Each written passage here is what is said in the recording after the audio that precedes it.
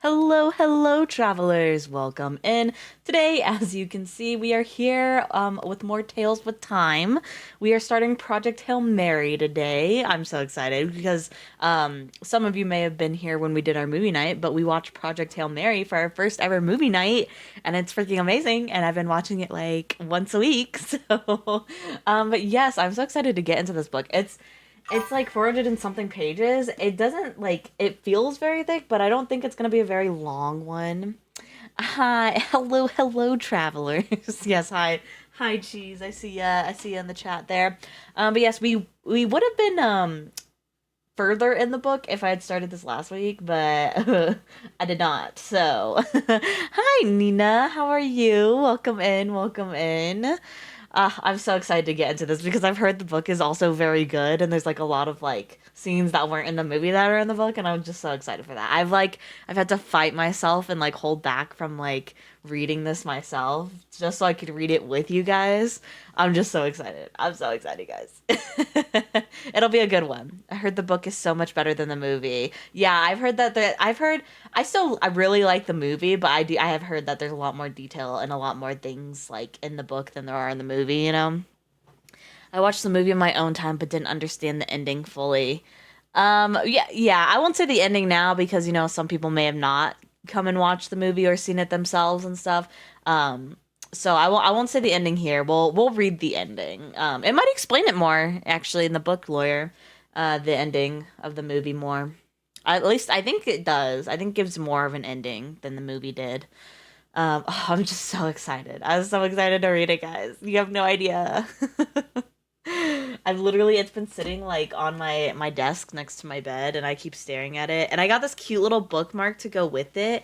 It's a little blue like silk string, and on one end there's a charm that says never stop looking up, and then on the other end of the string is a little astronaut charm. And when I went to go and buy like the book, like the paperback book, I'm gonna get the special cover when it comes out. But when I got the paperback book, I also got this bookmark.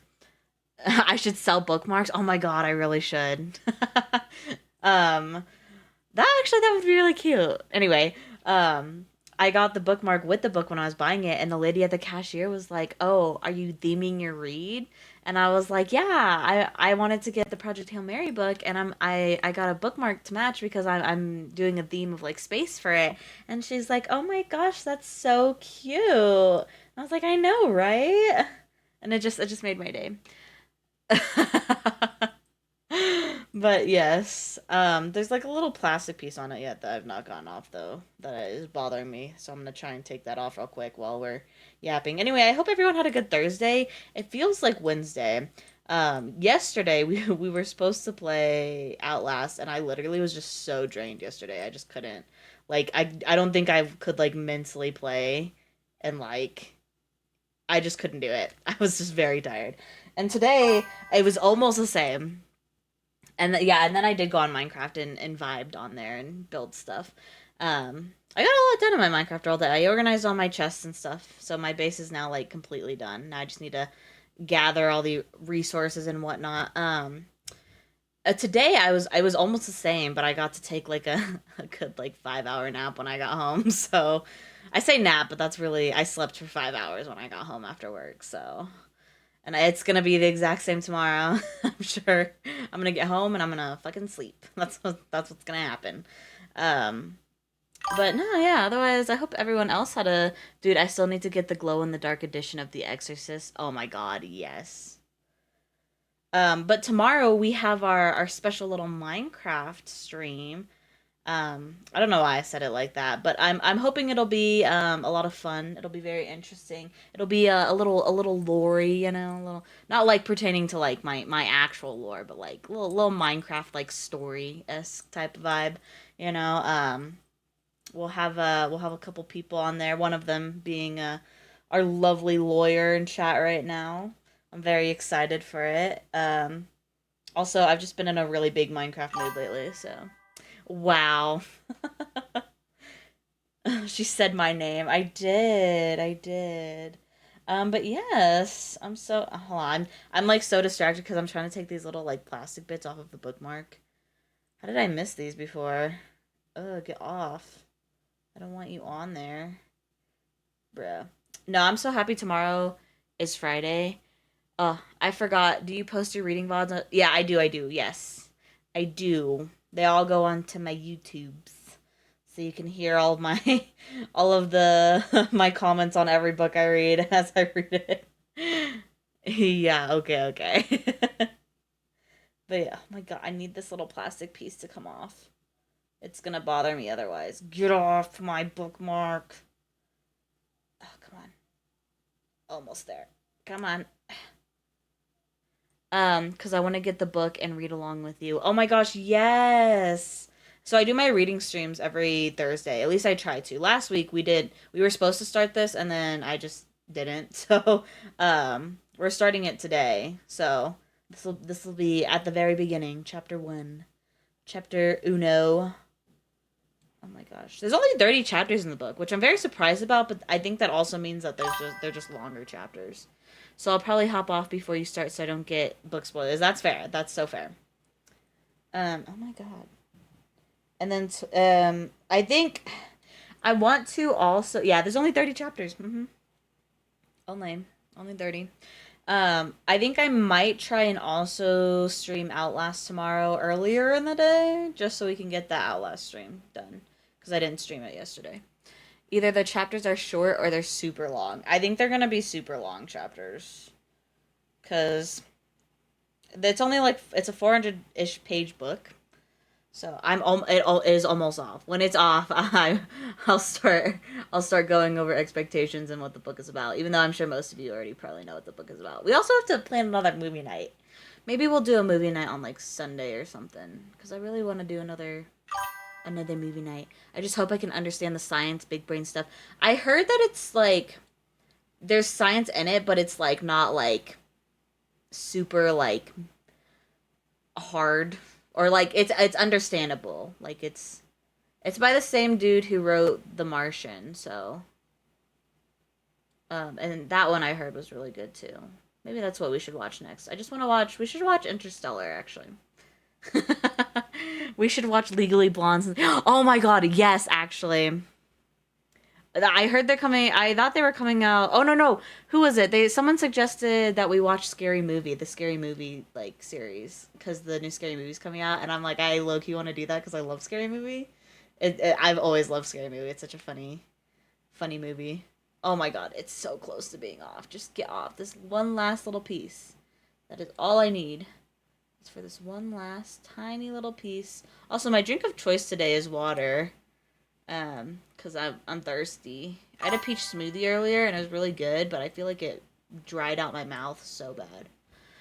I kind of missed the whole point where the guy says not everything needs water, then he's wrong, and then so oh yeah, so that part like cause like there's a theory that all life is made of water and whatnot, and he was trying to disprove the fact, um, and like because he was originally what I think like a science person and he went to like a science it explains it in the movie. He went to like a science thing and was like, "Oh, hi Skelly." Yeah. No, he wasn't originally a science teacher. He was like a scientist and he went to like a science convention and basically told one dude that he sucked and was wrong because he didn't believe that everything was just made of like water and stuff. Like there had to be life forms out there made. Oh my god, I thought I got all the plastic off. I didn't. There's one more at the other end.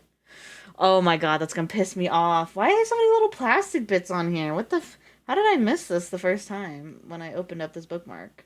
What is this? I don't like it. Get off of my bookmark. Oh my god, it's gonna drive me crazy. Come on. Get off. Get off. It's almost there. It's not really almost there. Come on. It's almost there. Come on! You're so close. Get off my bookmark. It's gonna bother me if it stays on there.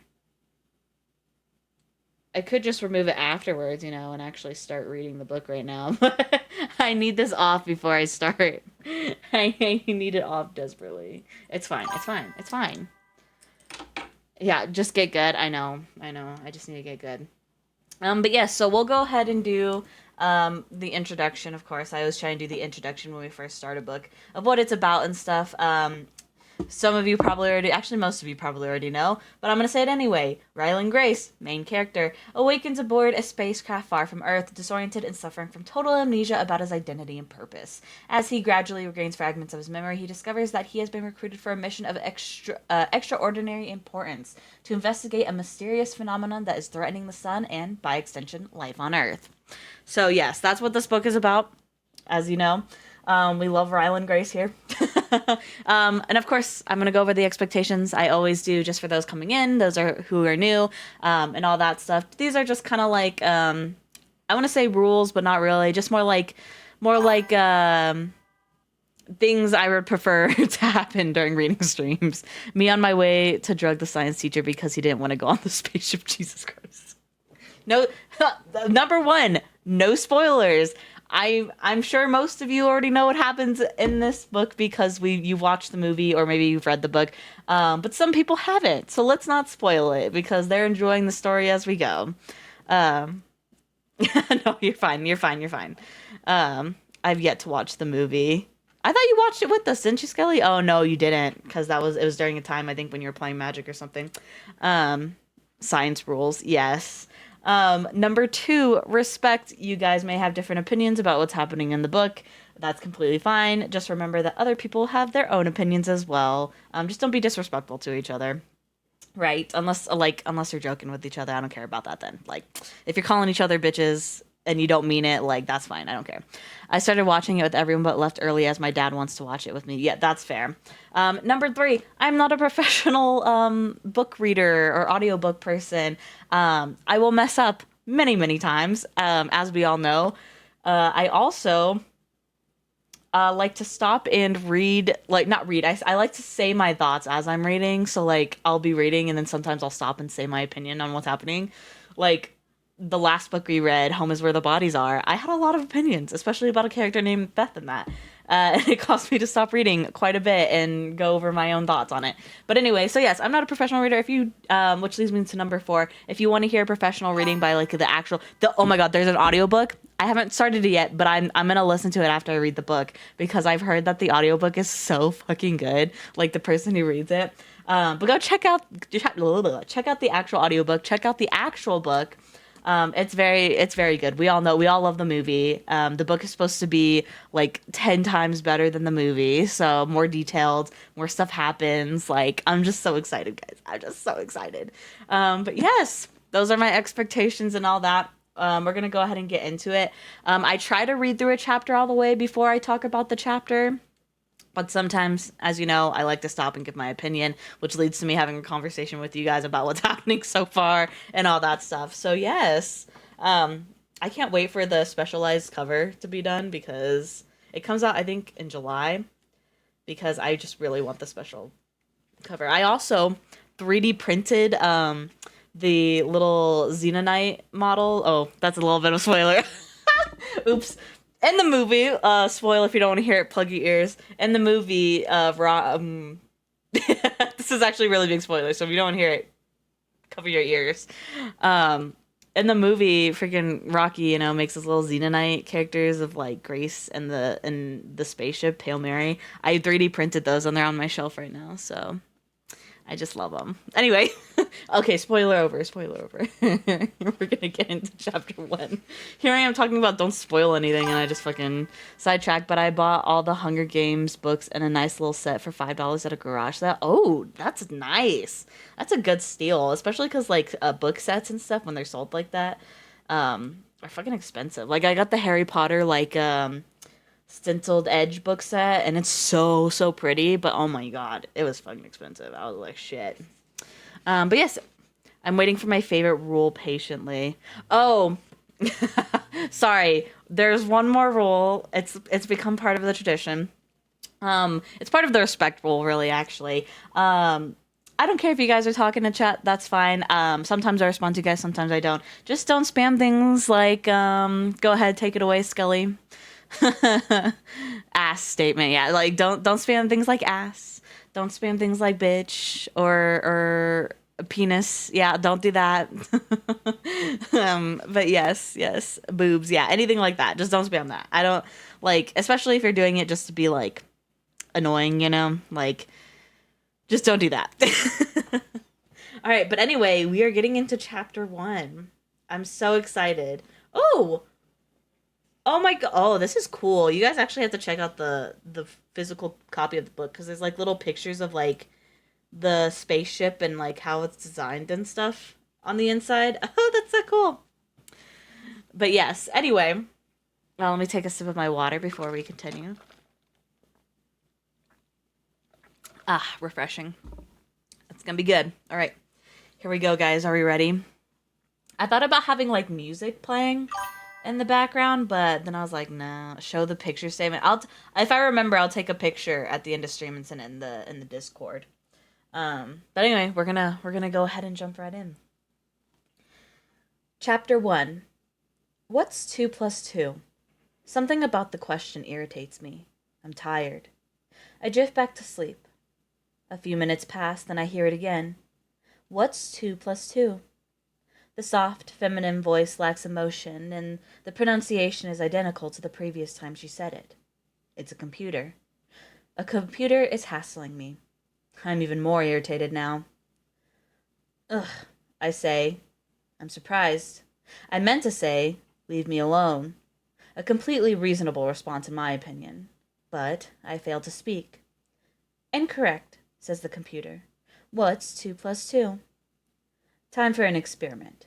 I'll try to say hello. Hello, I say. Incorrect. What's 2 plus 2? What's going on?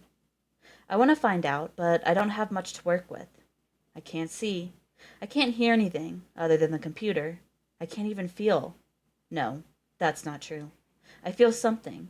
I'm lying down. I'm on something soft. A bed. I think my eyes are closed. That's not so bad. All I have to do is open them.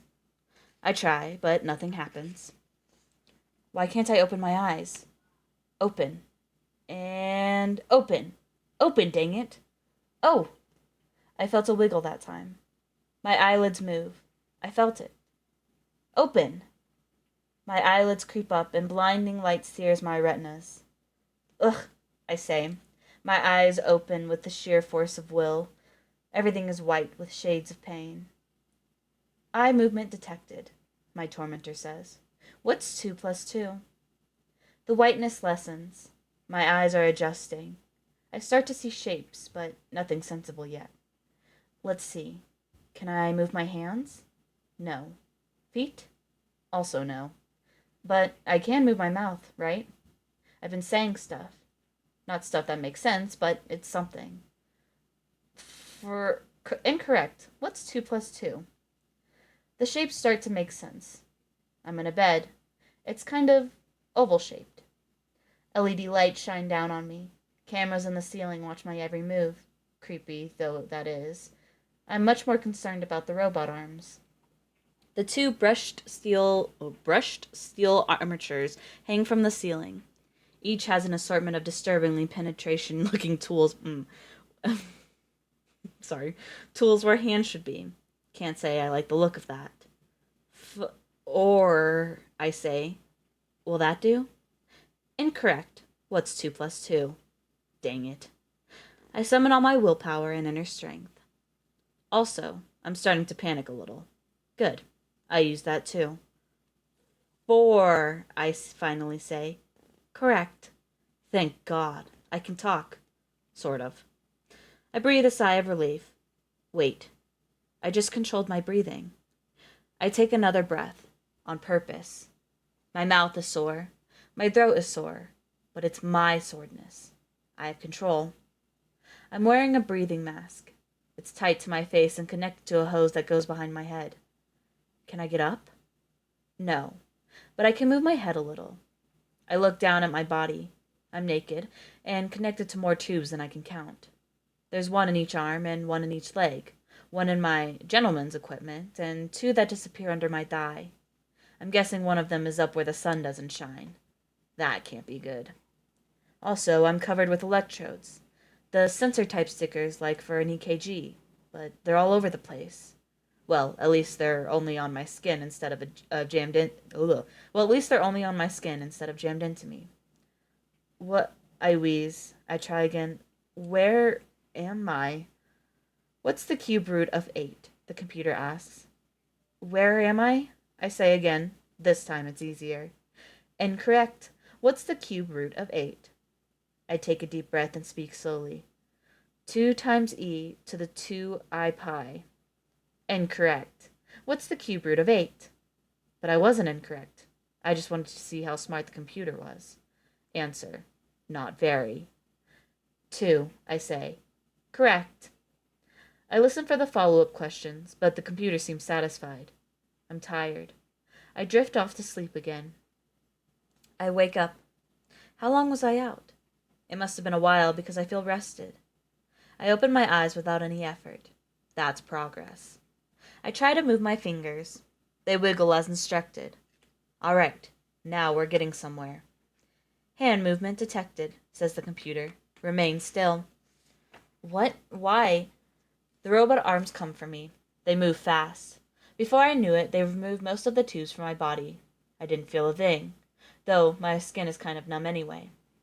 Only 3 tubes remain. An IV in my arm, a tube up my butt, and a catheter.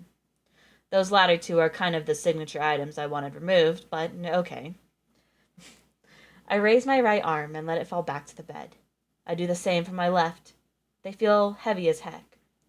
I repeat the process a few times. My arms are muscular. That doesn't make sense. I assume I've had some massive medical problem and been in this bed for a while. Otherwise, why would they have me hooked up to all this stuff? Shouldn't there be muscle atrophy? And shouldn't there be doctors?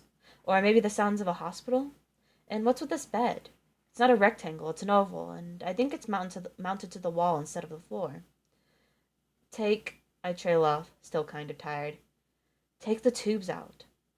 The computer doesn't respond. I do a few more arm lifts. I wiggle my toes. I'm definitely getting better.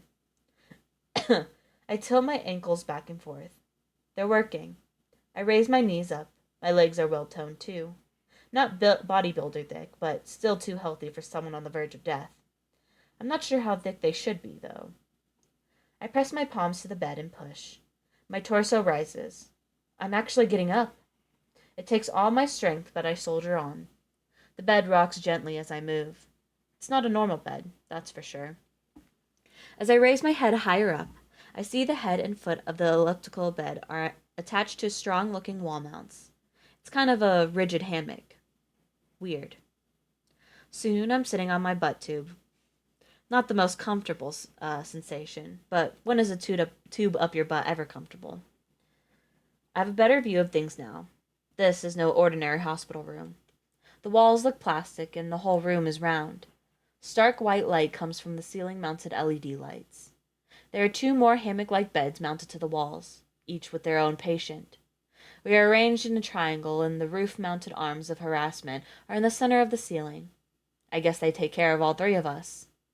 I can't see much of my compatriots. They've sunken into their bedding like I had.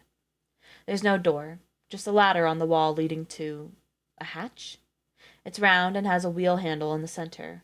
Yeah, it's got to be some kind of hatch, like on a submarine. Maybe the 3 of us have a contagious disease. Maybe this is an airtight quarantine room. There are small vents here and there on the wall, and I feel a little airflow. It could be a controlled environment. I slide one leg off over the edge of the bed, which makes it wobble. The robot arms rush toward me. I flinch, but they stop short and hover nearby. I think they're ready to grab me if I fall. Full body motion detected, the computer says. What's your name? Seriously? I ask. Incorrect. Attempt number 2. What is your name? I open my mouth to answer. Incorrect. Attempt number 3. What's your name? Only now does it occur to me. I don't know who I am. I don't know what I do. I don't remember anything at all. I say. Incorrect. A wave of fatigue grips me. It's kind of pleasant, actually. The computer must have sedated me through the IV line. Wait, I mumble. The robot arms lay me gently back down to the bed. I wake up again. One of the robot arms is on my face. What is it doing? I shudder, more shocked than anything else. The arm retracts back to its home in the ceiling. I feel my face for damage. One side has stubble and the other is smooth. You were shaving me? Consciousness detected, the computer says. What's your name?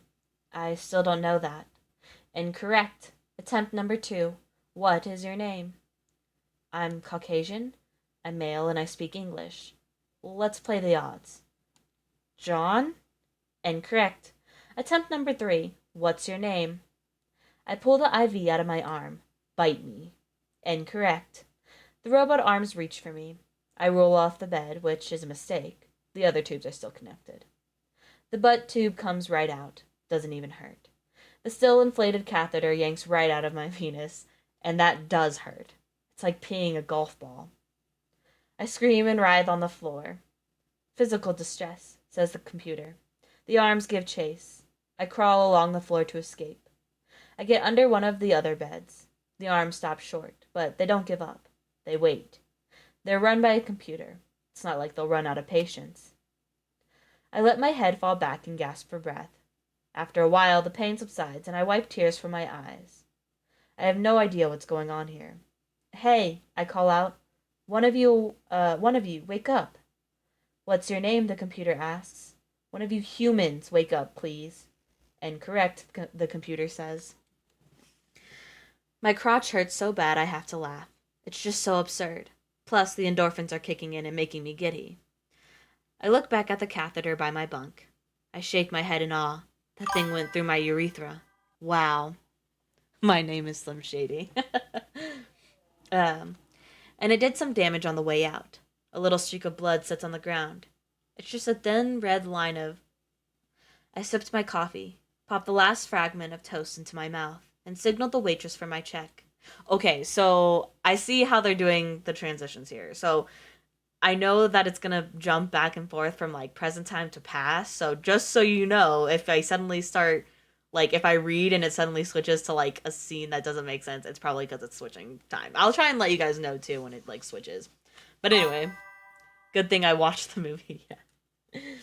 I sipped my coffee, popped the last fragment of toast into my mouth, and signaled the waitress for my check. I could have saved money by eating breakfast at home instead of going to a diner every morning.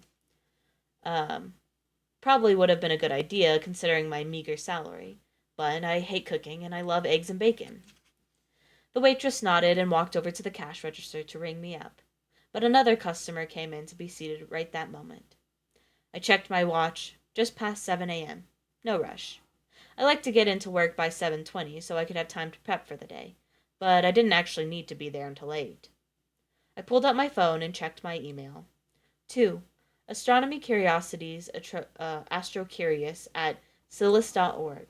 From Irina Petrova, Ph.D., I. Petrova at Gowran.ru.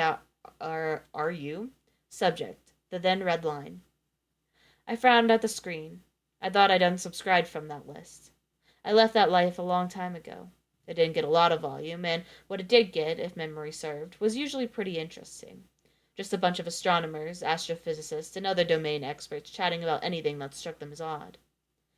I glanced at the waitress. The customers had a bunch of questions about the menu, probably asking if Sally's Diner served gluten-free vegan grass clippings or something. The good people of San Francisco could be trying at times. With nothing better to do, I read the email. Hello, professionals. My name is Dr. Irina Petrova, and I work at the Pulkova Observatory in St. Petersburg, Russia. I am writing to you to ask for help. For the past 2 years, I have been working on a theory related to infrared emissions from nebulae.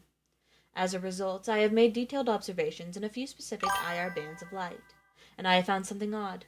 Not in any nebula, but here in our own solar system. Hi, Gilbert. We're reading Chapter 1 of Project Hail Mary.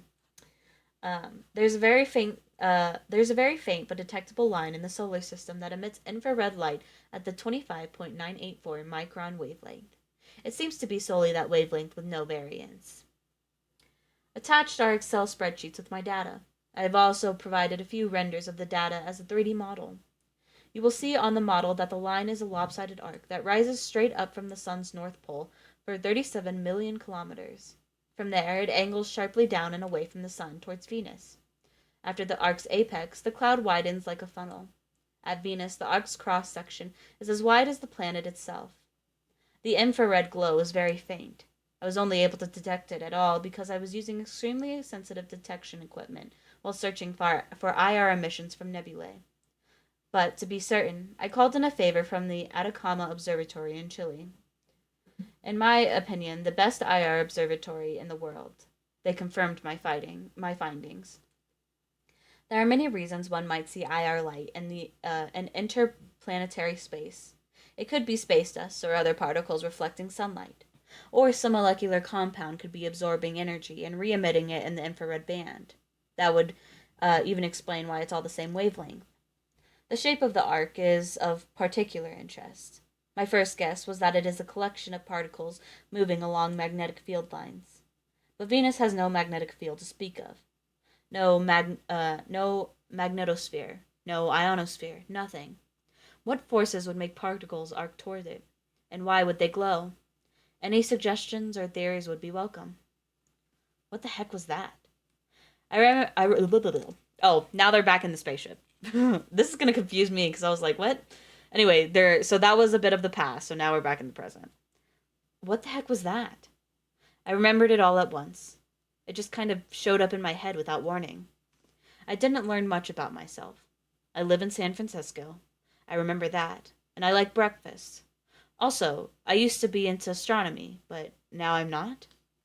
Apparently, my brain decided it was critical that I remember that email, not trivial things like my own name.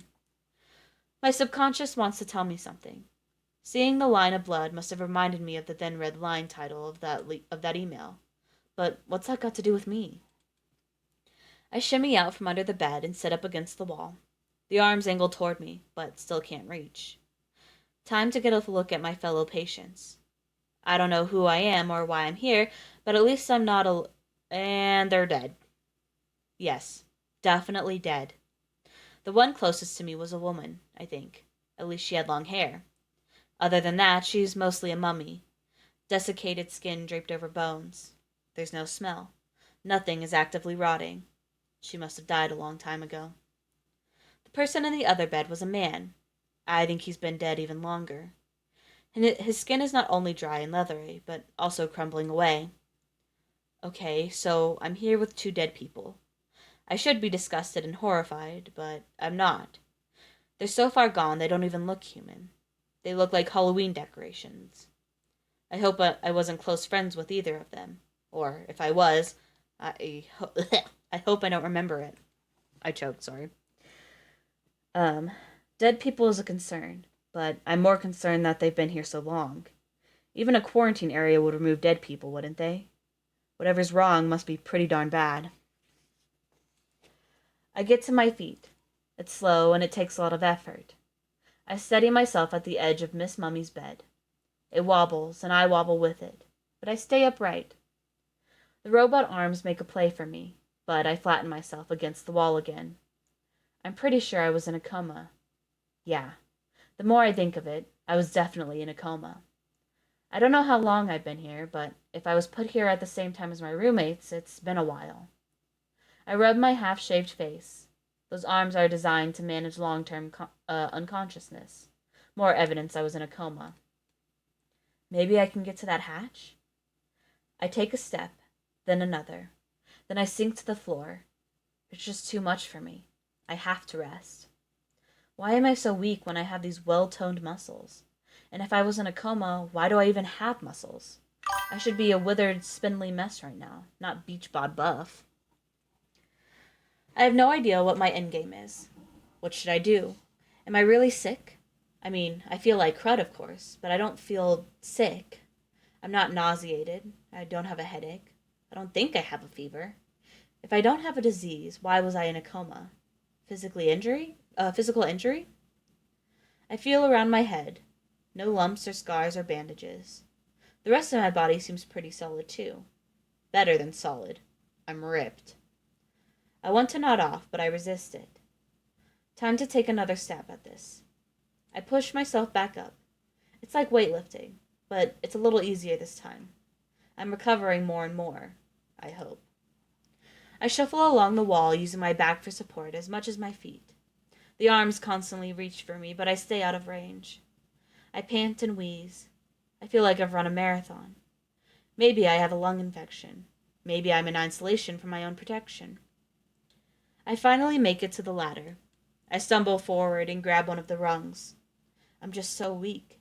How am I going to climb a 10-foot ladder? 10-foot ladder. I think in imperial units. That's a clue. I'm probably an American. Or English. Or maybe Canadian. Canadians use feet and inches for short distances. I ask myself, how far is it from LA to New York? My gut answer, 3,000 miles. A Canadian would have used kilometers.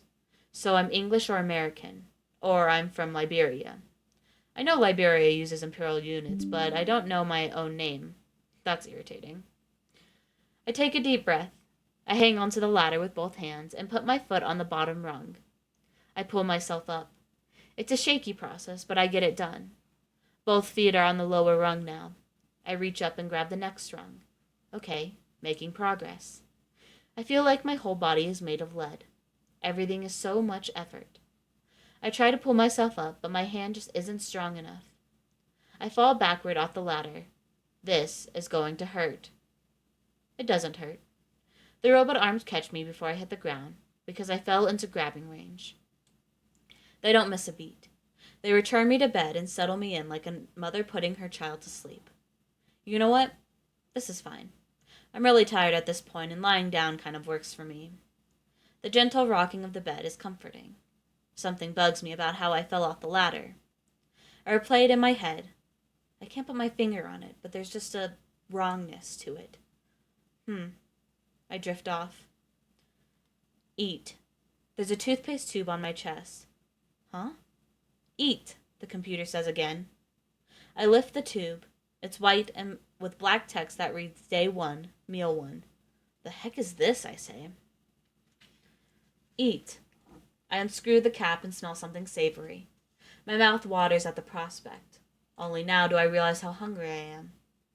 I squeeze the tube and disgusting-looking brown sludge comes out. Eat. Who am I to question a creepy robot-armed computer overlord? I cautiously lick the substance. Oh my god, it's good. It's so good. It's like thick gravy, but not too rich. I squeeze more straight into my mouth and savor it. I swear it's better than sex. I know what's going on here. They say hunger is the greatest seasoning. When you're starving, your brain rewards you handsomely for finally eating. Good job, it says. We get to not die for a while. The pieces fall into place. If I was in a coma for a long time, I must have been getting fed. I didn't have an abdominal tube when I woke up, so it was probably feeding me with an NG tube running down my esophagus. It's the least intrusive way to feed a patient who can't eat, but has no digestion issues. Plus, it keeps the digestive system active and healthy. And it explains why the tube wasn't around when I woke up. If possible, you should remove an NG tube while the patient is still unconscious. Why do I know that? Am I a doctor? I squeeze another shot of gravy goo into my mouth. Still delicious. I gobble it down. Soon the tube is empty. I hold it up. More of this. Meal complete. I'm still hungry. Give me another tube. Food allotment for this meal has been met. It makes sense. My digestive system is getting used to semi-solid food right now. Best to take it easy. If I eat as much as I want, I'll probably get sick. The computer is doing the right thing. Give me more food. No one cares about the right thing when they're hungry. Food allotment for this meal has been met. Bah. Still, I feel a ton better than I did before. The food energized me on the spot. Plus, I've had more rest. I roll out of bed, ready to make a break for the wall, but the arms don't chase me. I guess I'm allowed out of bed now that I've proven I can eat. I look down at my naked body. This just doesn't feel right. I know the only other people around are dead, but still. Can I have some clothes? The computer says nothing. Fine. Be that way. I pull the sheet off the bed and wrap it around my torso a couple of times. I pull one corner over my shoulder from behind my back and tie it to another from the front. Instant toga. Self-ambulation detected, says the computer. What's your name? I am Emperor Comatose. Kneel before me. Incorrect. Time to see what's up that ladder. I'm a little unsteady, but I start walking across the room. This is a victory in itself. I don't need wobbly beds or walls to cling to. I'm on my own 2 feet. I make it to the ladder and grab hold. I don't need something to hang on to, but it sure makes life easier. The hatch above looks pretty darn solid. I assume it's airtight, and there's every chance it's locked, but I have to at least try. I climb up one rung. Tough, but doable. Another rung. Okay, I have the hang of this. Slow and steady. I make it to the hatch. I hang onto the ladder with one hand and turn the hatch circular crank with the other. It actually turns. Holy moly, I say. Holy moly? Is that my go-to expression of surprise? I mean, it's okay, I guess. I would have expected something a little less 1950s. What kind of weirdo am I? I turn the crank 3 full rotations and hear a click. The hatch tilts downwards, and I get out of the way. It falls open, suspended by its hefty hinge. I'm free. Sort of. Beyond the hatch, there's just darkness. A little intimidating, but at least it's progress. I reach into the new room and pull myself up to the floor. Lights click on as soon as I enter. Presumably the computer's doing. The room looks to be the same size and shape as the one I left. Another round room. One large table, a lab table from the look of it, is mounted to the floor. 3 lab stools are mounted nearby. All around the walls are pieces of lab equipment, all of it mounted to tables or benches that are bolted to the floor. It's like the room is ready for a catastrophic earthquake. A ladder along the wall leads to another hatch in the ceiling. I'm in a well-stocked laboratory. Since when do isolation wards let patients into the lab? And this doesn't look like a medical lab. Anyway, what the fudge is going on? Fudge? Seriously? Maybe I have young kids. Or I'm deeply religious. I stand to get a better look at things.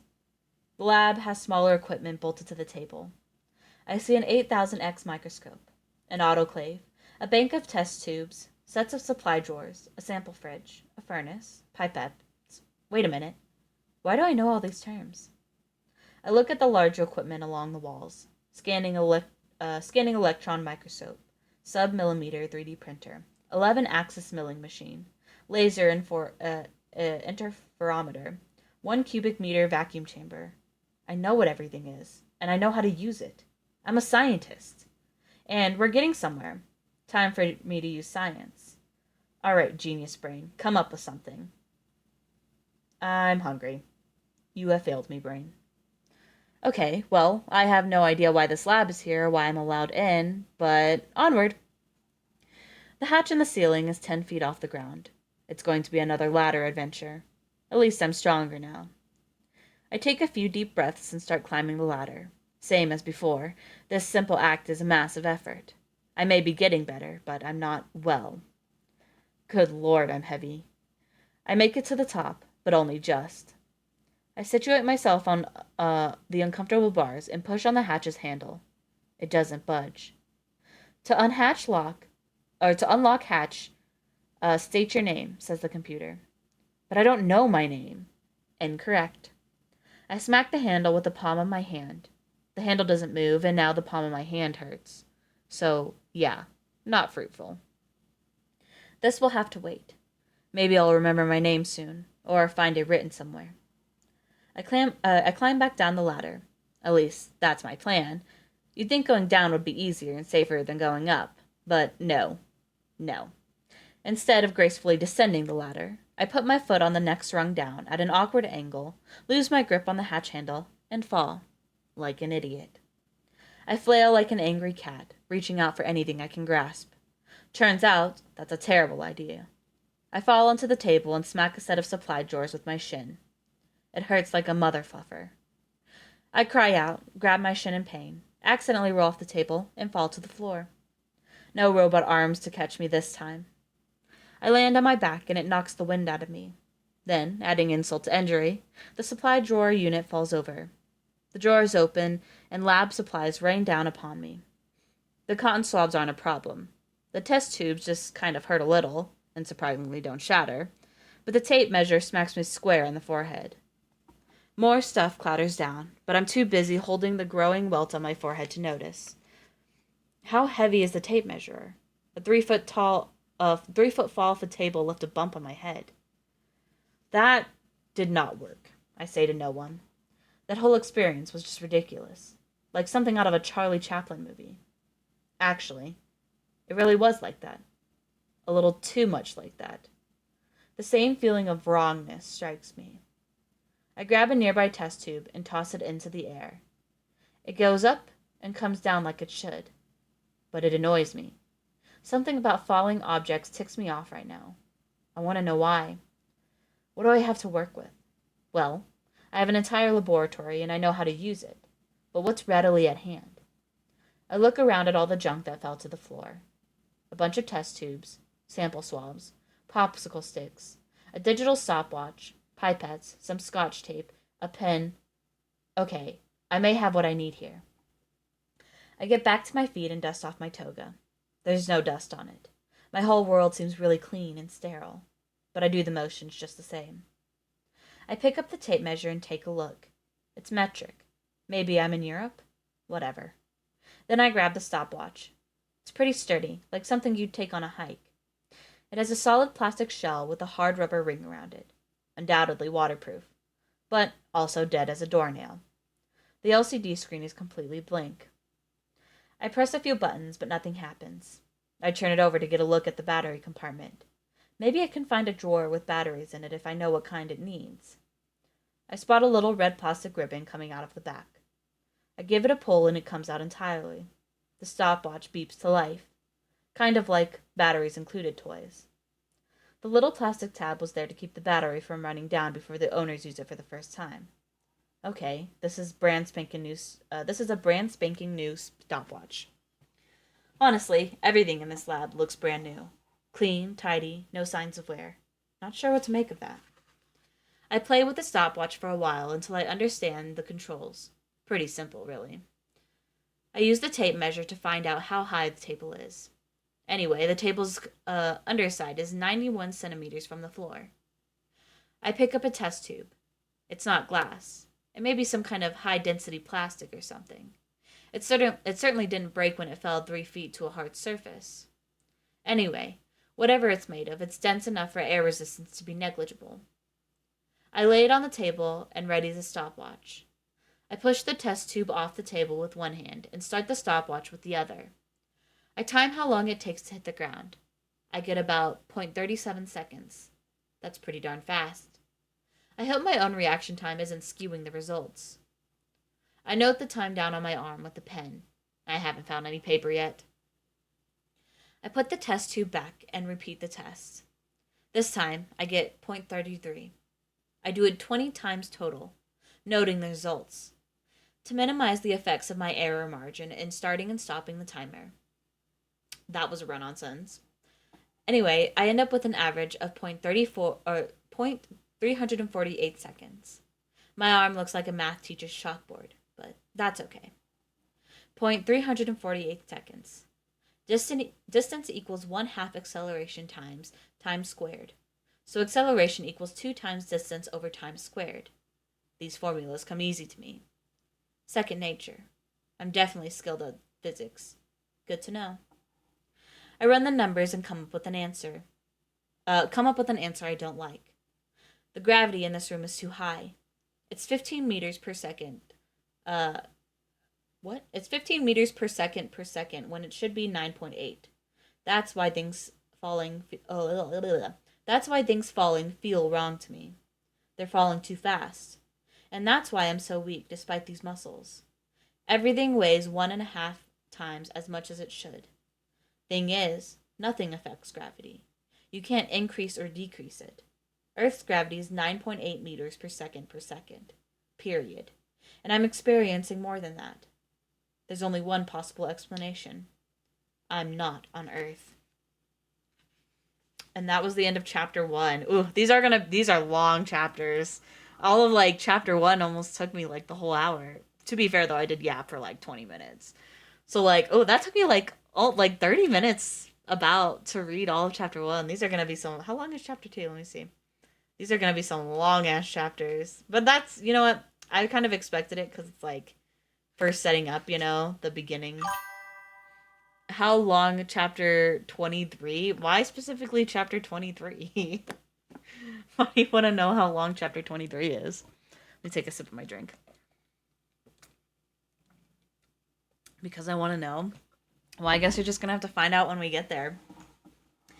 We might be reading this book though for at least a couple weeks. I feel like because it is like 400 and something pages. Let me see how much it is. Oh my gosh! I just saw the cutest detail ever at the very end of this book, but I won't say what it is. But there is 478 pages in the book. Oh my gosh, I love this cute little detail though. Oh my god.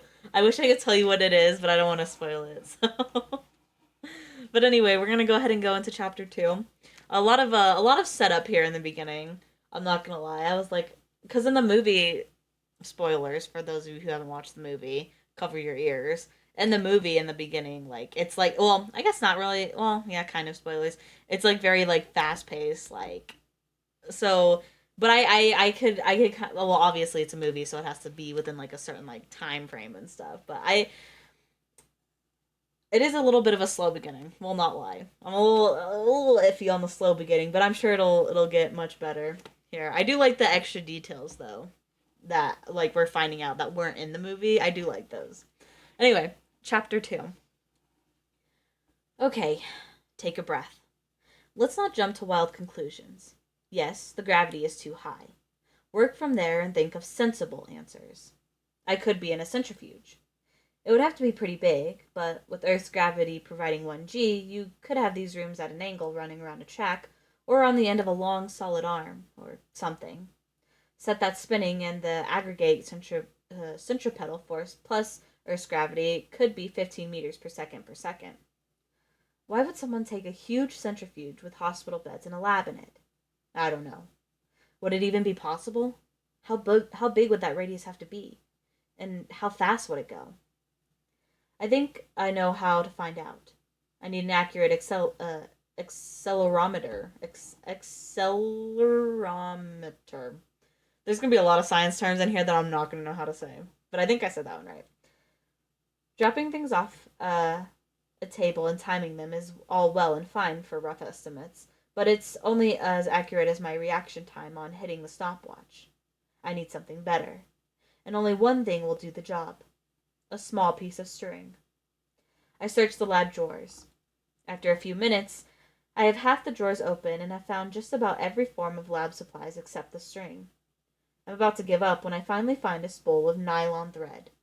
Yes! I pull off a few feet of thread and cut it with my teeth. I tie a loop on one end and tie the other end around the tape measure. The tape measure will be playing the role of dead weight in this experiment. Now I just need something to hang it from.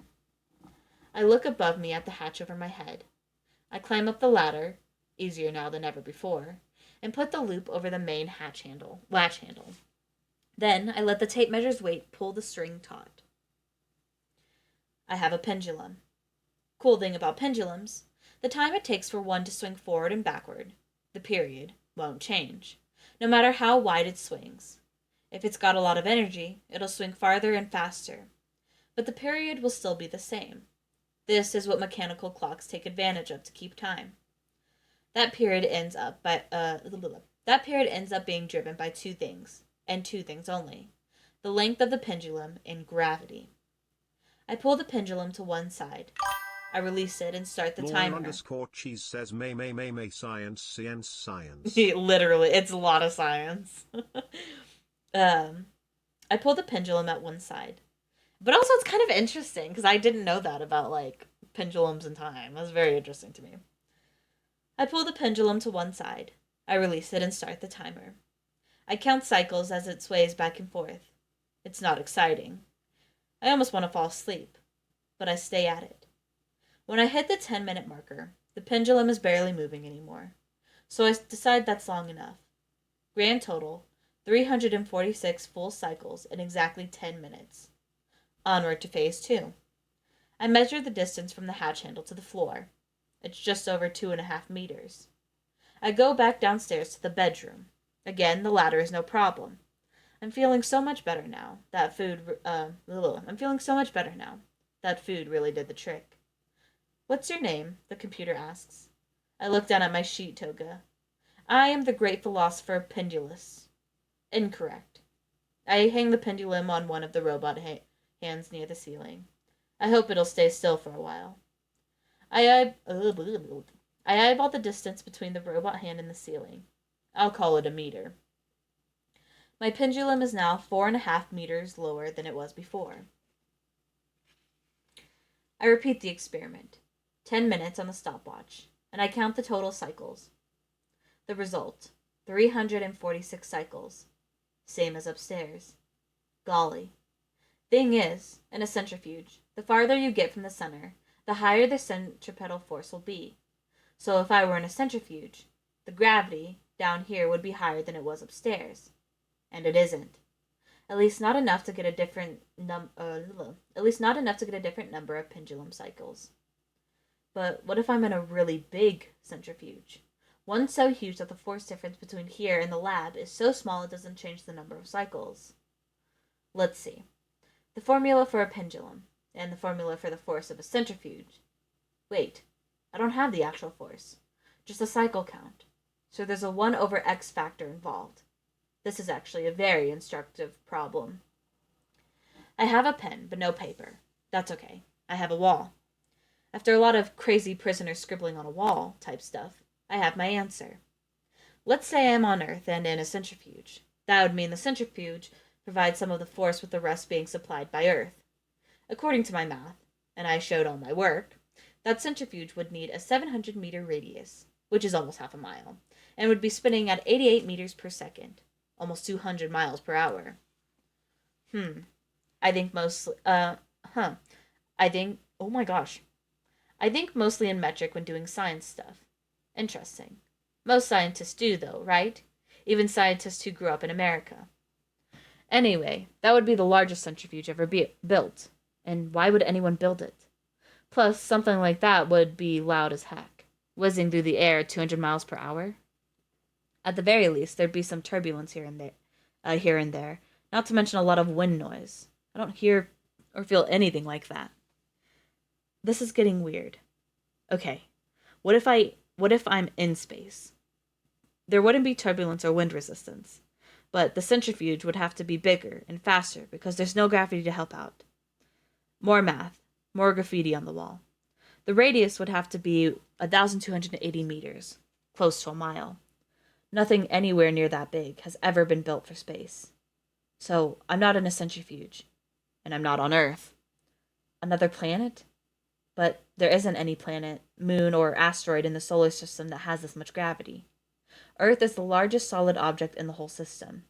Sure, the gas giants are bigger, but unless I'm in a balloon floating around the winds of Jupiter, there's just nowhere I could go to experience this force. How do I know all that space stuff? Oh, I read that like a statement. How do I know all that space stuff? I just know it. It feels like second nature. Information I use all the time. Maybe I'm an astronomer or a planetary scientist. Maybe I work for NASA or ESA or. I met Marissa. It's switching by so fast now. I met Marissa every Thursday night for steak and beer at Murphy's on Gough Street, always at 6 p.m. And because the staff knew us, always at the same table. Always at 6 p.m. And because the staff knew us, always at the same table. We'd met almost 20 years ago in grad school. She dated my then roommate. Their relationship, like most in grad school, was a train wreck, and they broke up within 3 months. But she and I ended up becoming good friends. When the host saw me, he smiled and jerked his thumb toward the usual table. I made my way through the kitschy decor to Marissa. She had a couple of empty lowball glasses in front of her and a full one in her hand. Apparently, she'd gotten started early.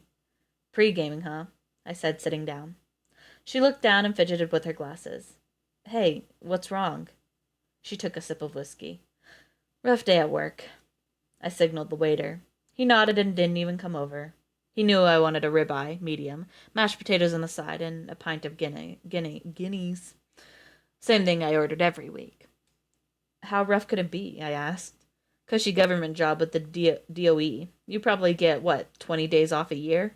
All you have to do is show up and get paid, right? I'm turning the page, hold on. Again, no laugh. Nothing. Oh, come on, I said. Who pooped in your Rice Krispies? She sighed. You know about the betrothal line? Sure. Kind of an interesting mystery. My guess is solar radiation. Venus doesn't have a magnetic field, but positively charged particles might be drawn there because it's electrically neutral. No, she said. It's something else. Hi, Wind. Welcome in. No, she said. It's something else. We don't know exactly what, but it's something else. But whatever, let's eat steak. I snorted. Come on, Marissa, spill it. What the heck is wrong with you? She mulled it over. Why not? You'll hear it from the president in about 12 hours anyway. The president? I said. Of the United States? She took another gulp of whiskey. Have you heard of, of Amaterasu? It's a Japanese solar probe. Sure, I said. Uh, oh god, I don't know any of these. JAXA has been getting some great data from it. It's really neat, actually. It's in a solar orbit, about halfway between Mercury and Venus. It has 20 different instruments aboard that. Yeah, I know, whatever, she said. According to their data, the sun's output is decreasing. I shrugged. So, where are we in the solar cycle? She shook her head. It's not the 11-year cycle. It's something else.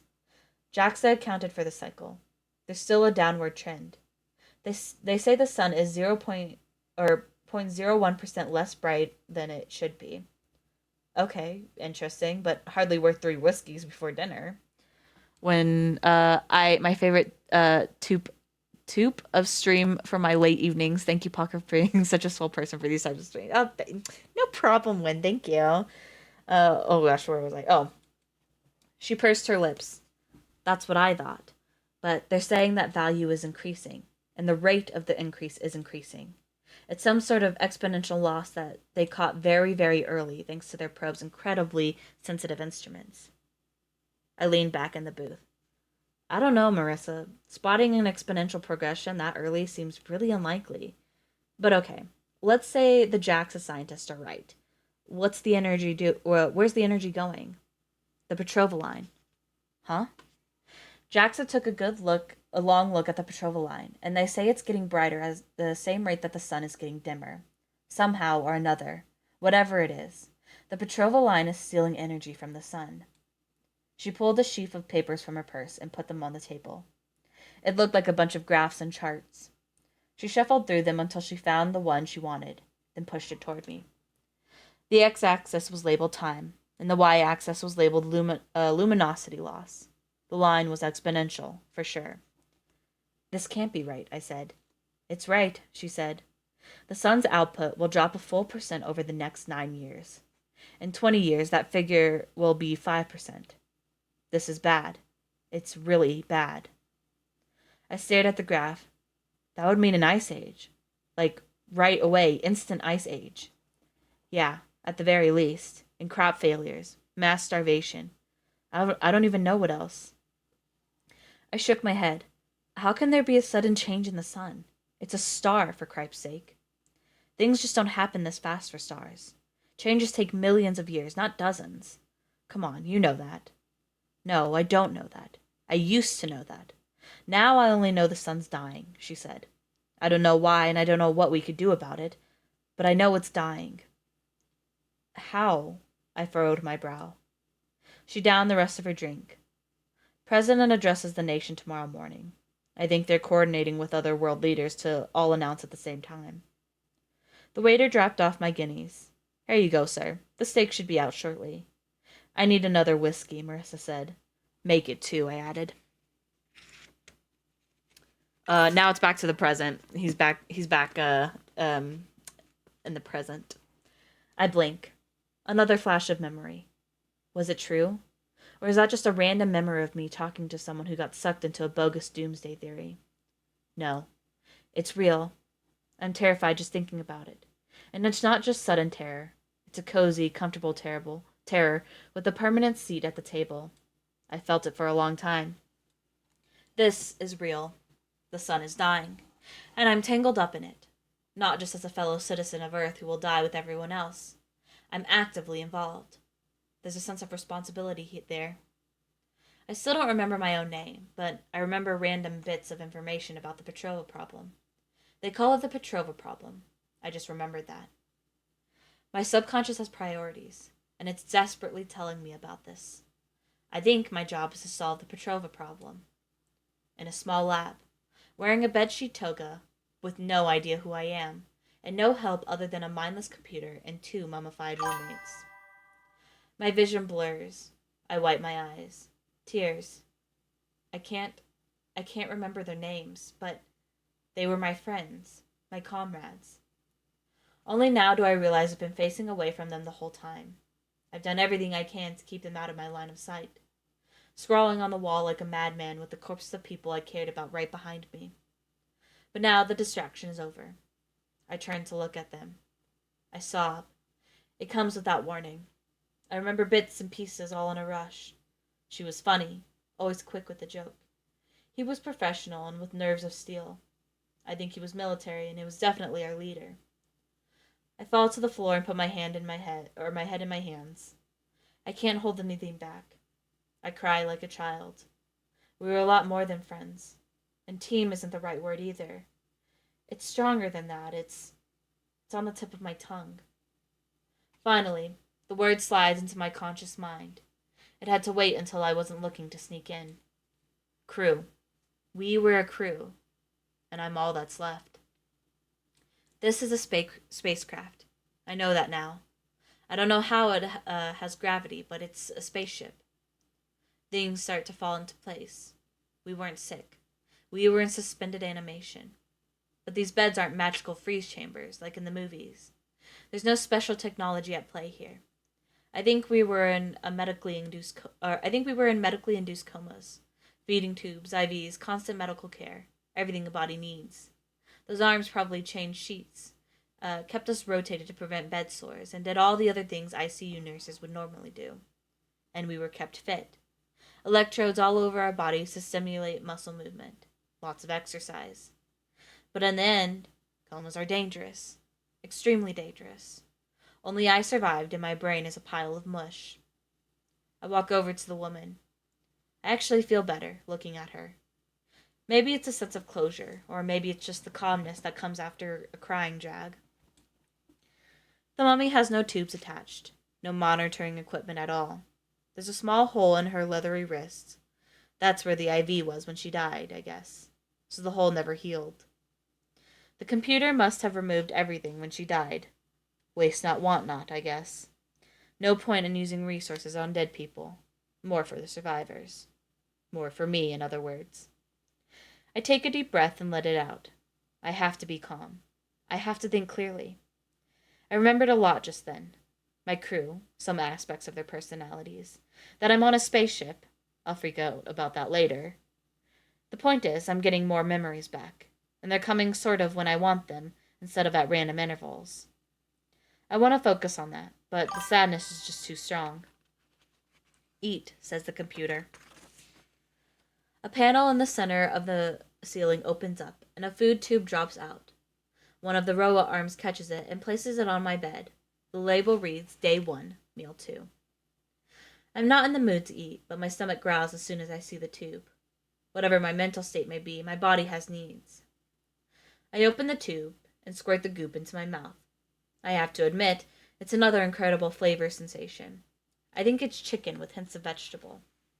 There's no texture, of course. It's basically baby food. And it's a little thicker than my earlier meal. It's all about getting my digestive system used to solid food again.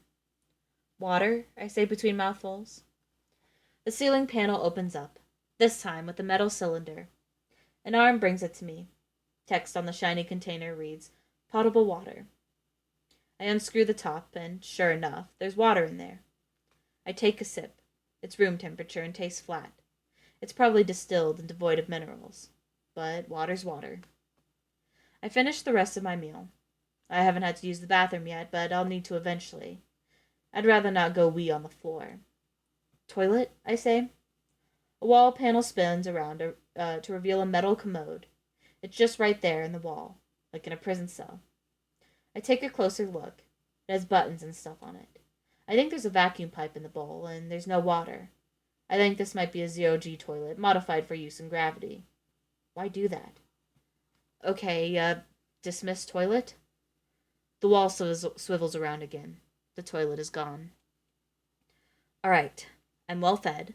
I'm feeling a little better about things. Food will do that. I need to focus on some positives. I'm alive. Whatever killed my friends, it didn't kill me. I'm on a spaceship. I don't know the details, but I know I'm on a ship and it seems to be working correctly. And my mental state is improving. I'm sure of it. I sit cross-legged on the floor. It's time for a proactive step.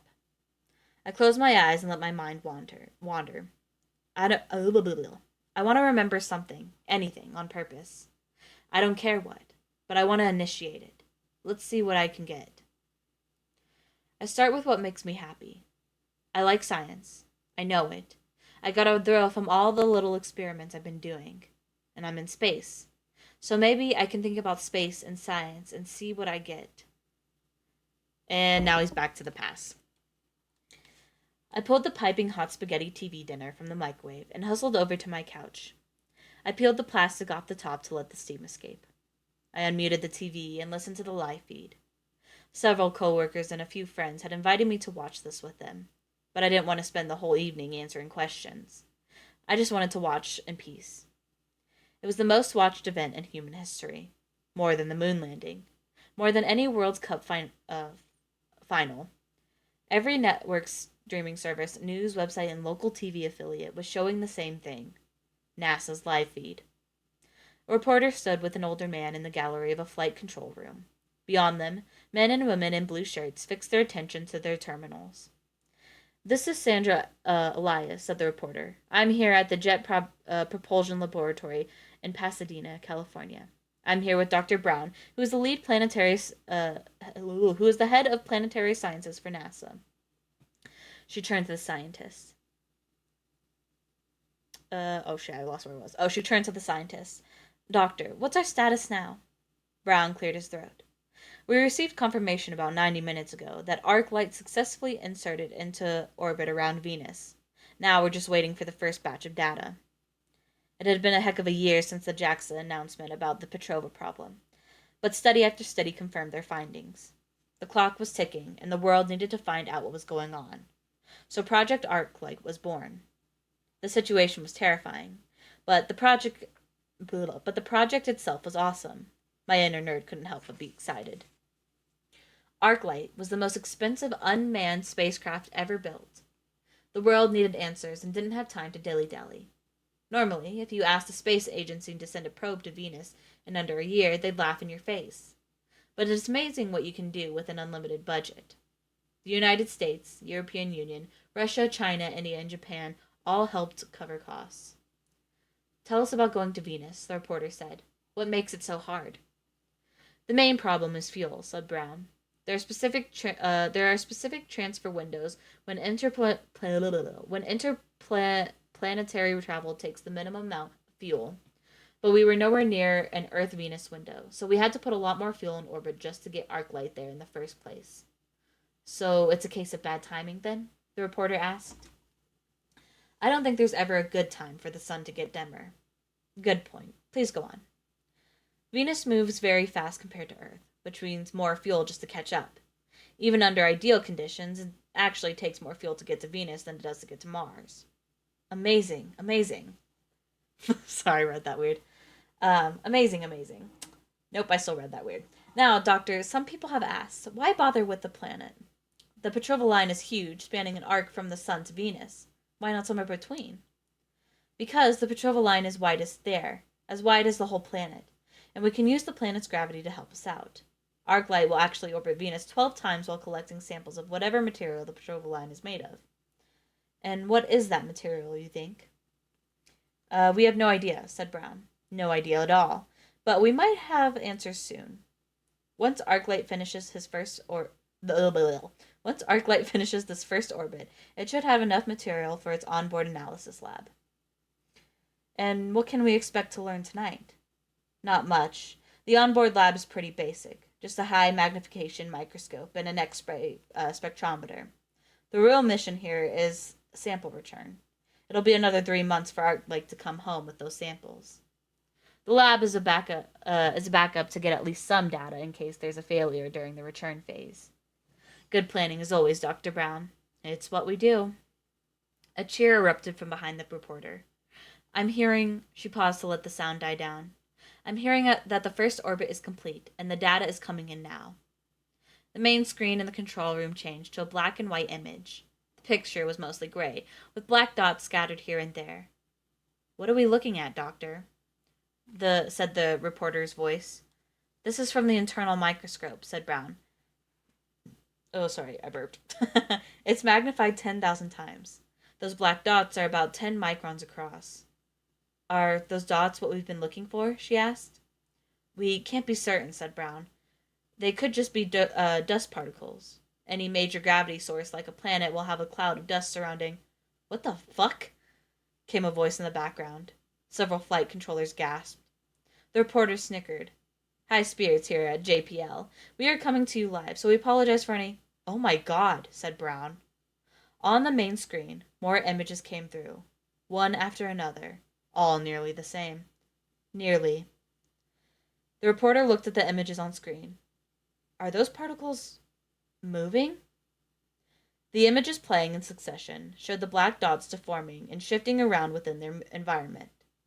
The reporter cleared her throat and delivered what many would call the understatement of the century. They look like little microbes, wouldn't you say? Telemetry, Dr. Brown called out. Any shimmy in the probe? Already checked, said someone. No shimmy. Is there a consistent direction of travel? He asked. Something that could be explained by an external force? Magnetic, maybe? Static electricity? The room fell silent. Anyone? Said Brown. I dropped my fork right into my spaghetti. Is this actually alien life? Am I really that lucky?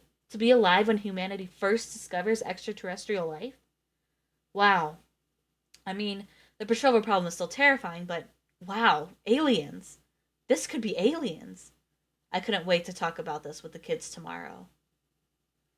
And now I think we're back to present time. Angular anomaly, the computer says. Darn it, I say. I was almost there. I almost remembered myself. Angular anomaly, the computer repeats. I unfold myself and get to my feet. In my limited interactions with it, the computer seems to have some understanding of what I say, like Siri or Alexa. So I'll talk to it like I talk to one of them.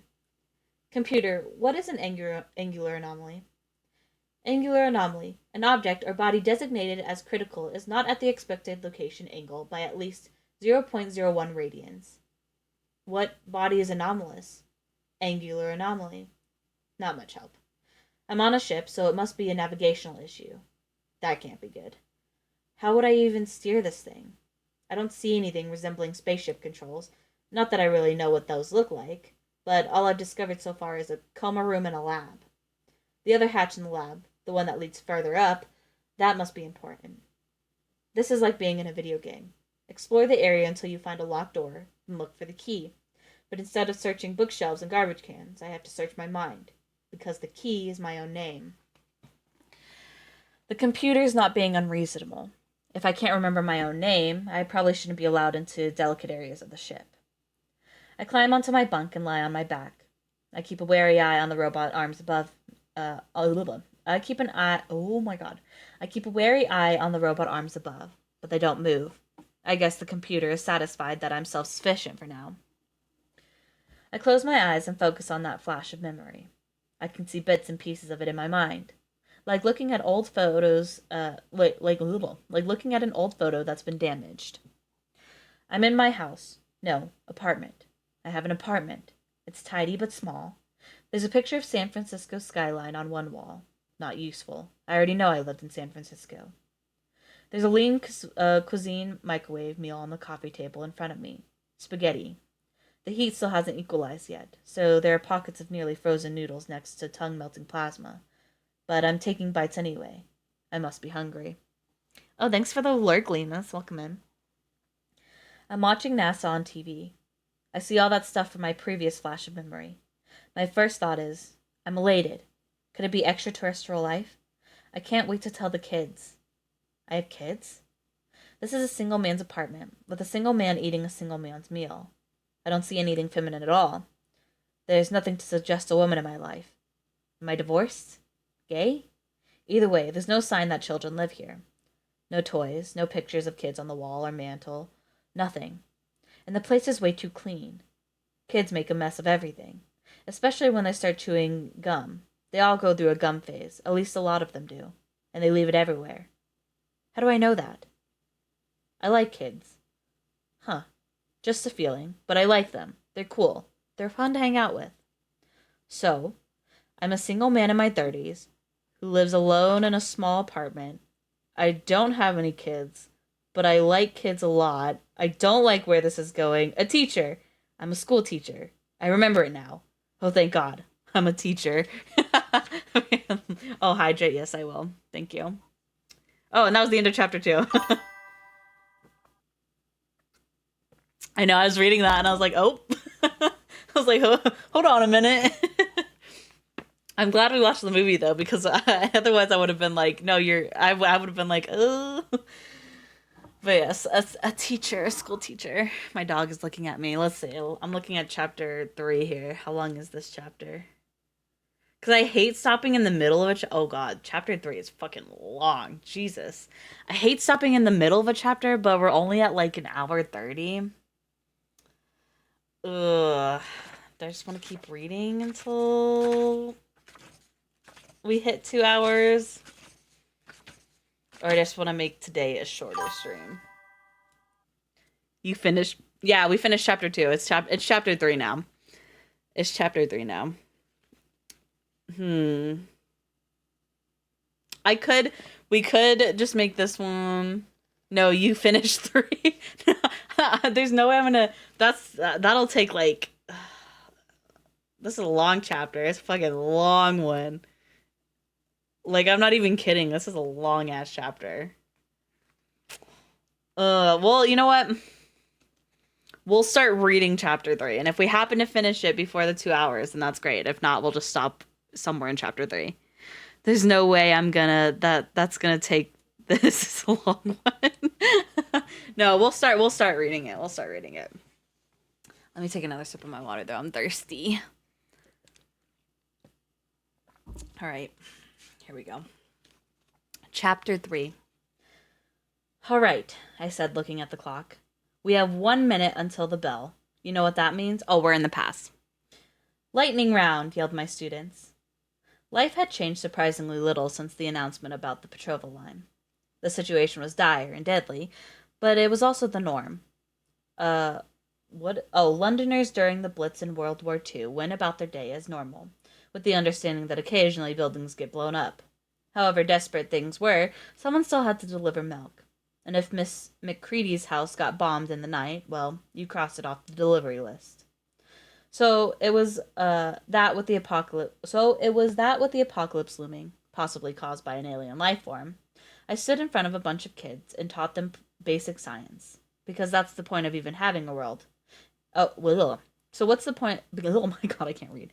Because what's the point of even having a world if you're not going to pass it on to the next generation?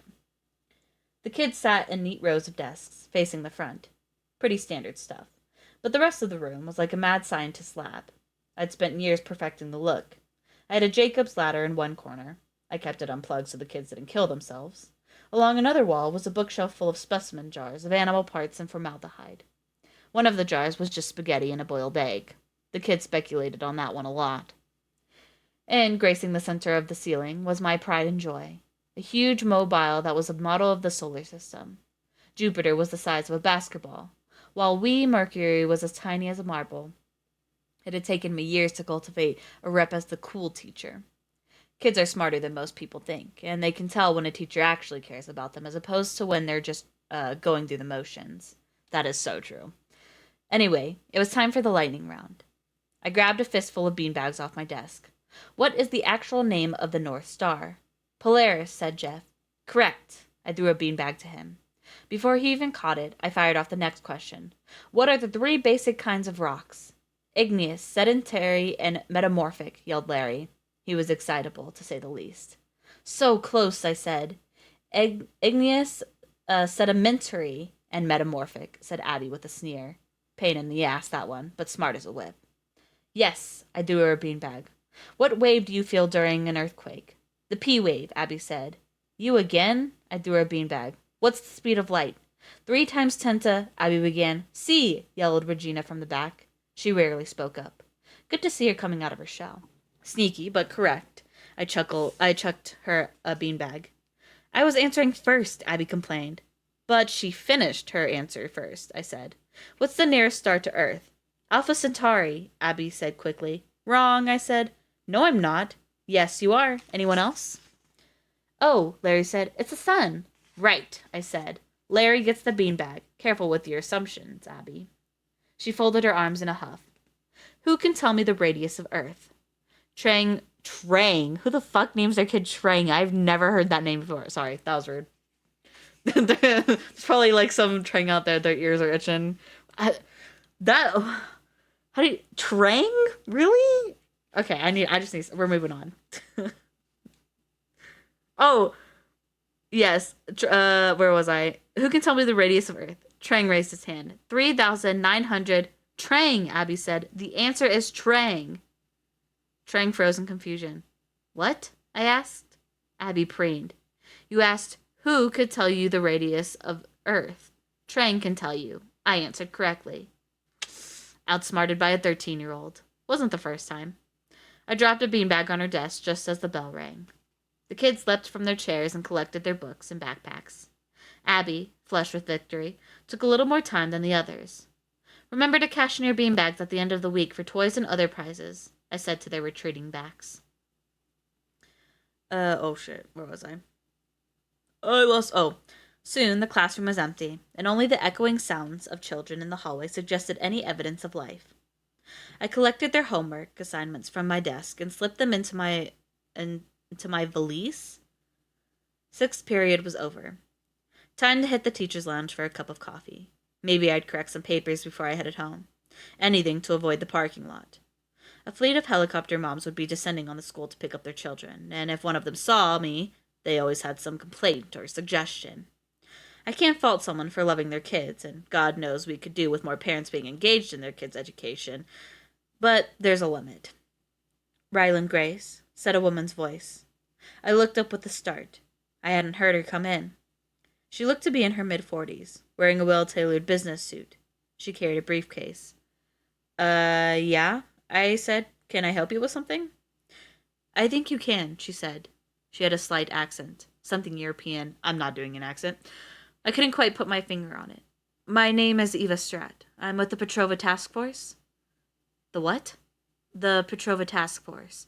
It's an international body set up to deal with the Petrova line situation. I've been tasked with finding a solution. They've given me a certain amount of authority to get things done. They? Who's they? Every member nation of the UN. Wait, what? How did... Unanimous secret vote. It's complicated. I'd like to talk to you about a scientific paper you wrote. Secret vote? Never mind. I shook my head. My paper writing days are over. Academia didn't work well for me. You're a teacher. You're still in academia. Well, yeah, but I mean, academia. With scientists and peer reviews and assholes who get you kicked out of your university. She raised an eyebrow. And who got all your funding cut off and ensured you never got published again? Yeah, that. She pulled a binder out of her briefcase. She opened it and read the first page. An analysis of water-based assumptions and recalibration of expectations for evolutionary models. She looked up at me. You wrote this paper, yes? I'm sorry, how did you get... A dull title, but very exciting content, I have to say. I set my valise on my desk. Look, I was in a bad place when I wrote that, okay? I've had enough of the research world, and that was sort of my kiss my butt goodbye. I'm much happier now as a teacher. She flipped a few pages. You spent years combating the assumption that life requires liquid water. You have an entire section here called the Goldilocks Zone is for idiots. You call out dozens of eminent scientists by name and berate them for believing a temperature range is a requirement. Yeah, but your doctorate is in molecular biology, correct? Don't most scientists agree that liquid water is necessary for life to evolve? They're wrong. I cross my arms. There's nothing magical about hydrogen and oxygen. They're required for Earth life, sure, but another planet could have completely different conditions. All life needs is a chemical reaction that results in copies of the original catalyst, and you don't need water for that. I closed my eyes, took a deep breath, and let it out. Anyway, I got mad and I wrote that paper. Then I got a teaching credential, a new career, and started actually enjoying my life. So I'm glad no one believed me. I'm better off. I believe you, she said. Thanks, I said. But I have papers to grade. Can you tell me why you're here? She put the binder back in her briefcase. You are aware of the arc light probe and the Petrova line, I assume. I'd be a pretty lame science teacher if I wasn't. Do you think those dots are alive? She asked. I don't know. They could just be dust bouncing around in magnetic fields. I guess we'll find out when arc light gets back to Earth. That's coming up, right? Just a few weeks from now? It returns on the 23rd, she said. Roscomos will recover it from low Earth orbit with a dedicated Soyuz mission. I nodded. Then we'll know soon enough. The most brilliant minds in the world will look at them and find out what they're about. Who's going to do Who's going to do that? Do you know? You, she said. You're going to do it. I stared blankly. She waved her hand in front of my face. Hello? You want me to look at the dots? I said. Yes. The whole world put you in charge of solving this problem, and you came directly to a junior high school science teacher? Yes. I turned and walked out the door. You're lying, insane, or a combination of the two. I have to get going now. This is not optional, she said to my back. Seems optional to me, I waved goodbye. Yeah, it wasn't optional. When I got back to my apartment, before I even got to my front door, 4 well-dressed men surrounded me. They showed me their FBI badges and hustled me into one of the 3 black SUVs parked in the complex parking lot. After a 20-minute drive where they refused to answer any of my questions or even speak to me at all, they parked and showed me into a generic-looking business park building. My feet barely touched the ground as they led me down an empty hallway with unmarked doors every 30 feet or so. Finally, they opened a set of doors at the end of the hall and gently nudged me inside. Unlike the rest of the abandoned building, this room was full of furniture and shiny high-tech devices. It was the most well-stocked biology lab I'd ever seen. And right in the middle of it all was Eva Stratt. Hello, Dr. Gray, she said. This is your new lab. The FBI agents closed the doors behind me, leaving Stratt and me alone in the lab. I rubbed my shoulder where they had manhandled me a little too hard. I looked at the door behind me. So, when you say a certain amount of authority, I have all of the authority. You have an accent. Are you from America? I'm Dutch. I was an administrator at ESA, but that doesn't matter. Now I'm in charge of this. There is no time for slow international committees. The sun is dying. We need a solution. It's my job to find it. She pulled up a lab stool and sat down. Those dots are probably a life form. The exponential progression of solar dimming is consistent with the exponential population growth of a typical life form. You think they're eating the sun? They're eating its energy output, at least, she said. Okay, that's, well, terrifying, but regardless, what the heck do you want from me? The Arc-like probe is bringing the samples back to Earth. We already know the ending, Lemus. We watched the movie. What are you talking about? I want you to examine them and find out what you can. Yeah, you mentioned that earlier, I said. But I have to believe there's more qualified people to do this than just me. Scientists all over the world will be looking at them, but I want you to be the first. Why? That is true, I did watch the ending of the movie first. It lives on or near the surface of the sun. Does that sound like a water-based life form to you? She was right. Water simply can't exist at those temperatures. After about 3,000 degrees Celsius, the hydrogen and oxygen atoms can't stay bound to each other anymore. The surface of the sun was 5,500 degrees Celsius. She continued. The field of speculative extraterrestrial biology is small, only 500 or so people in the world. And everyone I talked to, from Oxford professors to Tokyo University researchers, seemed to agree that you could have let it if you hadn't suddenly left. Gosh, I said. I didn't leave on good terms. I'm surprised they said such nice stuff about me.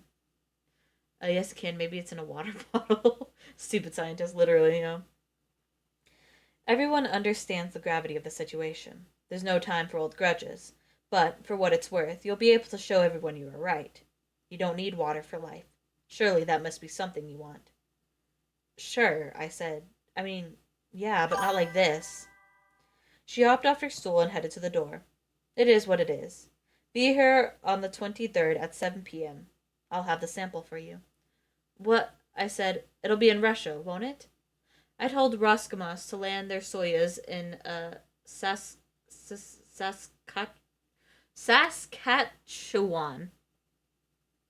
Yeah, that sounded pretty close. The Royal Canadian Air Force will recover the sample and bring it directly here to San Francisco via fighter jet. The U.S. will allow the Canadians use of the airspace. Saskatchewan? That's not how you say it. How do you... Saskatchewan? Something like that. Soyuz capsules are launched from oh Jesus, I'm butchering all these fucking names. Baikonur Cosmodrome, which is at a high latitude.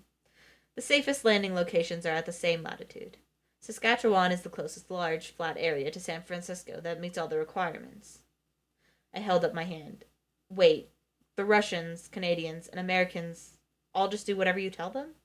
Yes, without question. Are you joshing me with all this? Get accommodated with your new lab, Dr. Grace. I have other things to deal with. She walked out the door without another word. And now we're back to the present. Yes! I pumped my fist. I jumped to my feet and climbed the ladder to the lab. Once there, I climbed that ladder and grabbed hold of the mystery hatch. Just like last time, as soon as I touch the handle, the computer says, to unlock hatch, state your name. Ryland Grace. Oh, Ryland. Oh, what's I saying? I say with a smug smile, Dr. Ryland Grace. A small click from the hatch is the only response I get. After all the meditation and introspection I did to find out my own name, I wish it had been something more exciting. Confetti, maybe. I grab the handle and twist. It churns. My domain is about to grow by at least one new room. I push the hatch upward. Unlike the connector between the bedroom and the lab, this hatch slides to the side. This next room is pretty small, so I guess there wasn't room for the hatch to swing in. And the next room is... LED lights flick on. The room is round like the other two. Oh, hold on. But it's not a cylinder. The walls taper inward toward the ceiling. It's, what is this? It's a truncated... what the fuck is that word?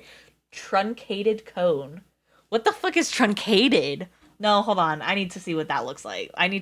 What is truncated? Hold up. What the fuck does truncated mean? I'm assuming, like, cone shape? Truncated.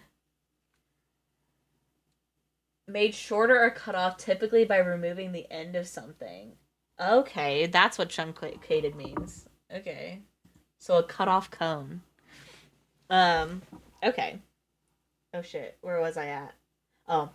I spent the last few days without much information to go on. Now information assaults me from every direction. Every surface is covered with computer monitors and touchscreens. The sheer number of blinking lights and colors is staggering. Some screens have rows of numbers, others have diagrams, and others just look black. On the edge of the conical walls is another hatch. This one is less mysterious, though. It has the word airlock stenciled across the top, and the hatch itself has a round window in it. Through the window I can see a tiny chamber, just big enough for one person, with a spacesuit inside. The far wall has another hatch. Yup, that's an airlock. And in the center of everything is a chair. It's perfectly positioned to be able to reach all screens and touch panels easily. I climb the rest of the way into the room and settle into the chair. It's comfortable, kind of a bucket seat. Pilot detected, the computer says. Angular anomaly. Pilot. Okay. Where's the anomaly? I ask. Angular anomaly. Hall 9000. This computer is not. I look around at the many screens for a clue. The chair swivels easily, which is nice in this 360 computer pit. 360-degree computer pit. I spot one screen with a blinking red border. I lean in to get a better look. Angular anomaly, relative motion error. Predicted velocity, 11,423 kps. Measured velocity, 11,872 kps. Status, auto-correcting trajectory. No action required.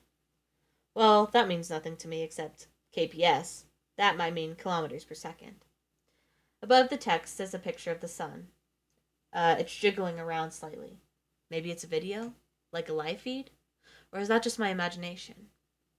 On a hunch, I touch the screen with 2 fingers and drag them apart. Sure enough, the image zooms in, just like using a smartphone.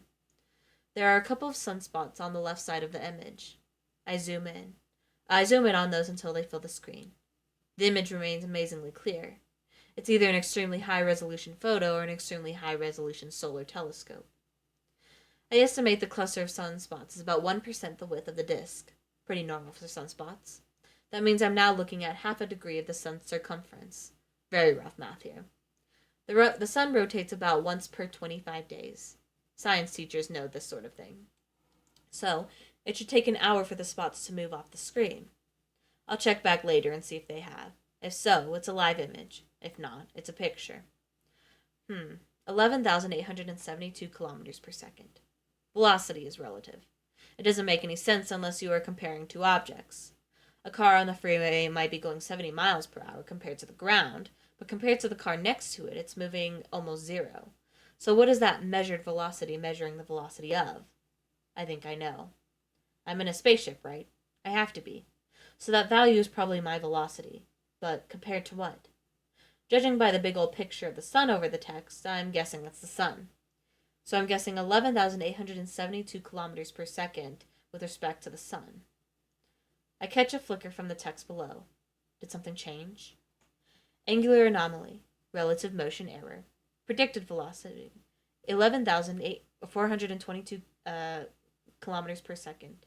Measured velocity, 11,871 kilometers per second. Status, auto-correcting trajectory, no action required. Those numbers are different. They both went down by 1. Oh wow. Hang on. I pull the stopwatch from my toga. The best ancient Greek philosophers always carried stopwatches in their togas. Then, I stare at the screen for what seems like an eternity. Just before I'm about to give up, the numbers both drop by 1 again.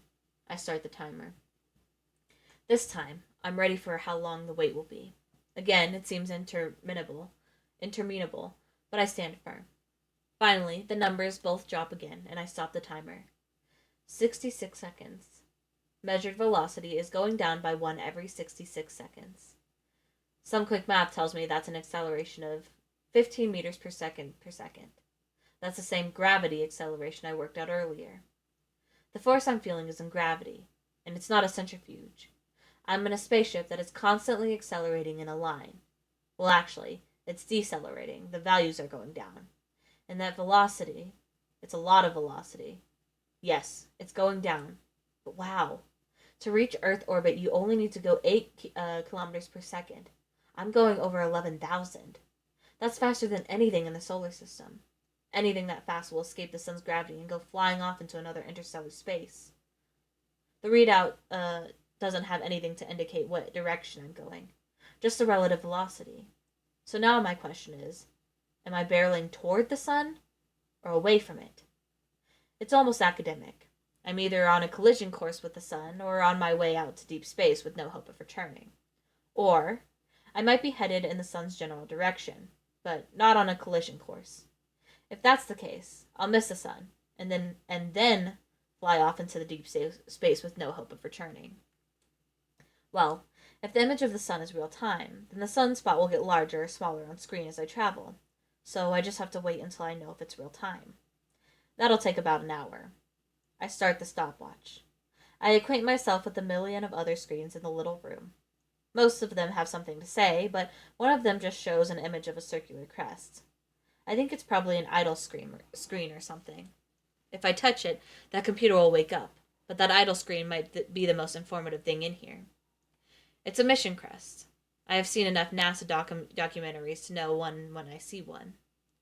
The circular crest has an outer ring of blue with white text. The text reads Hail Mary across the top and Earth across the bottom. The name and port of call for this vessel. I didn't think the ship came from somewhere other than Earth, but okay. Anyway, I guess I finally know the name of the ship I'm on. I'm aboard the Hail Mary. Not sure what to do with that information, but that's not all the crest has to tell me. Inside the blue band, there's a black circle with the weird symbols inside, a yellow circle with a dot in the middle, a blue circle with a white cross, and a smaller yellow circle with a lowercase t. No idea what any of this is supposed to mean. Around the edge of the black area, it says, I have no idea what that says. It's different languages, and Grace. Oh, it's the names of it's Yao, it's the name of the crew. And Grace, the crew. I'm Grace, so those other two must be the names of the mummies in the bunks downstairs. A Chinese person and a Russian person. The memory of them is almost at the surface, but I can't quite pull it up. I think some internal defense mechanism is suppressing it. When I remember them, it's going to hurt, so my brain refuses to remember them. Maybe. I don't know. I'm a science teacher, not a trauma psychologist. I wipe my eyes clear. Maybe I won't push too hard for that memory just yet. I have an hour to kill. I let my mind wander to see what else I can remember. It's getting easier and easier. And now we're back in the past. I'm not 100% comfortable with all this, I said. My voice was muffled by the full hazmat suit I wore. My breath fogged up the clear vinyl face window thingy. Actually, we're gonna stop right here on this page. I just turned the page, so we're gonna stop right here. Because we are almost at our time, so we're gonna stop it right here, guys. Oh, I'm like, oh my god, I can't talk. It's getting more interesting. He's remembering. It's so weird, like having watched, because usually I read the book before I watch the movie, but I watched the movie first, so now I'm going back and reading the book. It's like it's so weird, but I love it at the same time, you know. But yes, anyway, don't leave just yet. We are gonna go raid someone. Give me 1 minute. There's my mouse. Also, tomorrow is our Minecraft stream. I'm very excited for it. It's gonna be a lot of fun. Hopefully, I can see you all there. Let's see who we're going to raid today.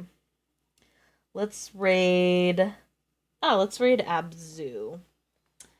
They're playing Resident Evil. Oh, nice. Okay, let me get that raid set up. Ooh, wrong button.